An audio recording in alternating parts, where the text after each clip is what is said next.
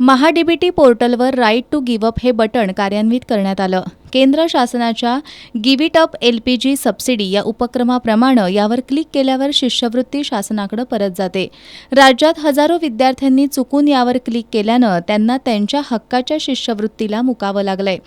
विद्यार्थ्यांचं होणारं नुकसान लक्षात घेऊन राज्य शासनानं हा पर्याय रद्द करून सरसकट शिष्यवृत्ती द्यावी, चालू वर्षीची आणि थकीत डीबीटी शिष्यवृत्ती तात्काळ विद्यार्थ्यांच्या खात्यावर जमा करावी, अशा मागण्या भारतीय विद्यार्थी मोर्चाच्या वतीनं करण्यात आल्यात. नायब तहसीलदार दिगंबर सानप यांना या मागण्यांचं निवेदन देण्यात आलं. याबाबत कार्यवाही झाली नाही तर आंदोलन छेडू असा इशारा भारतीय विद्यार्थी मोर्चाचे महाराष्ट्र राज्य समन्वयक किरण कांबळे यांनी दिलाय. महाडीपीटीच्या पोर्टलला राईट टू गिव्ह अप नावाचा ऑप्शन आणून हजारो विद्यार्थ्यांचं शैक्षणिक नुकसान या सरकारने केलेलं आहे.